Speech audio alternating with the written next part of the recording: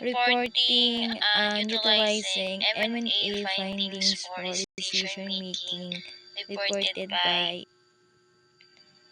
reporting and utilizing M&A findings for decision-making, reported by Ina C. Estimado.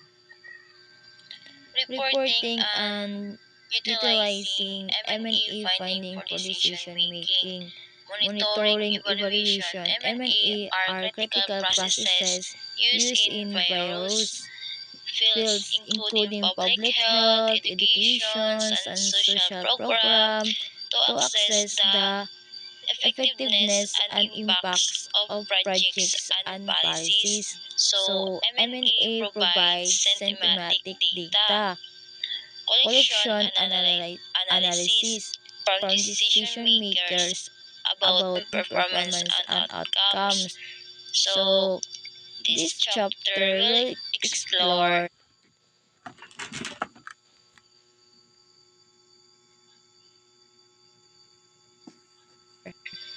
how to report M&A findings effectively and utilize this insight for informed decision making.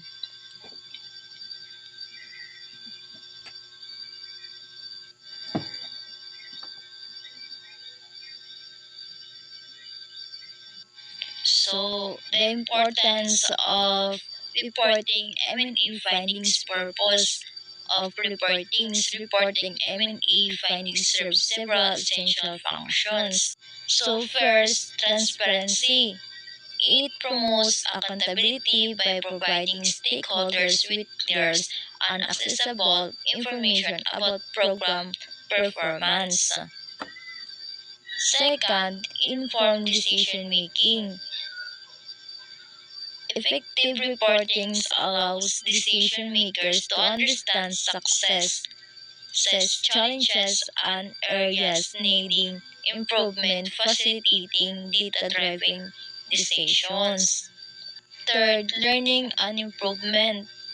Report can highlight lessons learned, best practices, and recommendations for fostering continuous improvement in program designs and implementation.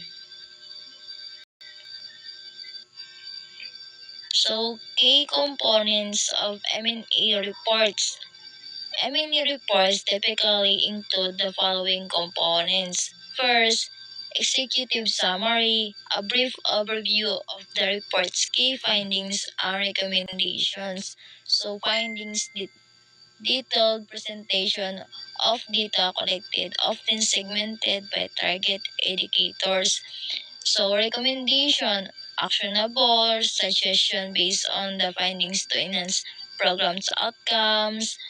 Introductions, contextualize the M&A initiatives including objectives and the methodology employed, and also the analysis and discussions, interpretations of findings, discussing implications and contextual factors, and lastly, appendices, additional data, tools or methodologies for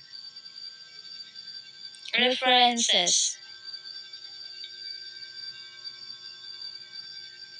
So, M&A report structures information to show what was measure's findings, why it matters, analysis, and what should be done next, recommendations, or wrap in executive's summary for quick review.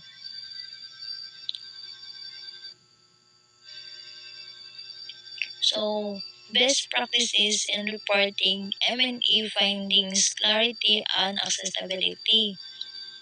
Report should be written in clear. So, dapat natin isulat yan, dapat clear, concise language, consider the audience, expertise, and avoid jargon unless necessary. So, pwede kita gumamit in visual aids such as chart, graphs, and tables to present data effectively.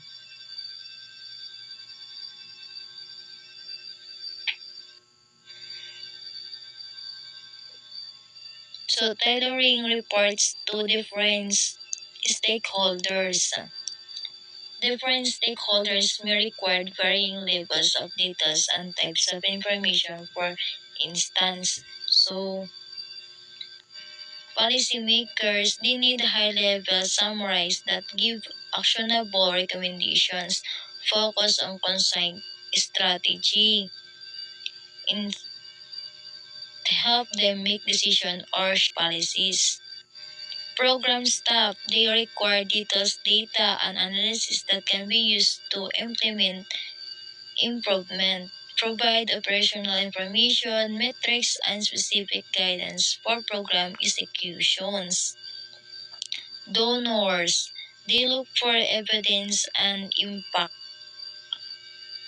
and sustainability to justify funding decision, emphasize outcomes, result, and how their contributes make a difference.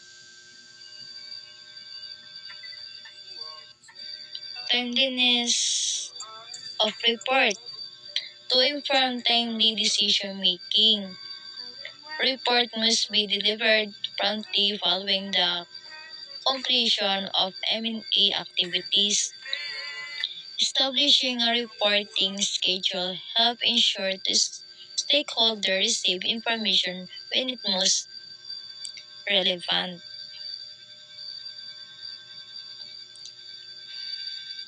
Utilizing M&A finding for decision making, integrating findings into strategic planning. M&E's finding can significantly influence strategic planning by identifying needs. This finding reveals in services delivered or areas that needs additional resources, helping organization pinpoint are required. So resource allocation data for a guidance where to allocate funding and staff most effectively, ensuring resources directed to high impact area. So program design, the insight inform new initiatives or modification to exciting program, basing decision on evidence of what to work. So data drives strategy planning by highlighting needs, optimizing resource use, and shaping program improvement.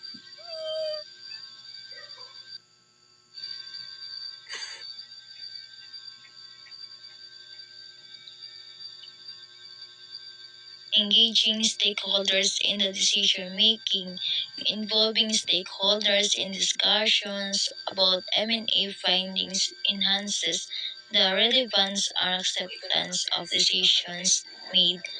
That this can include so workshop, hold collaborative session to discuss findings and brainstorm solution, feedback mechanism, establish channel for stakeholders to share their insight or reaction to the findings.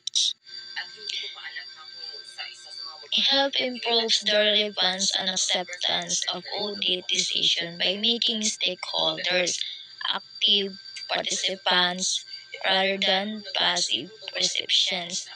It encourages transparency, collaborations, and ownership of the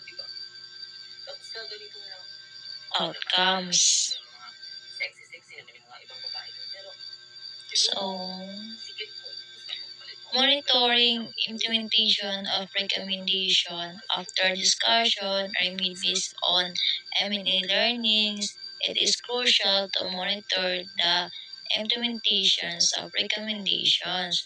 This ensures that changes have the desired effective and allows for timely adjustment if necessary. So, conclusion, effective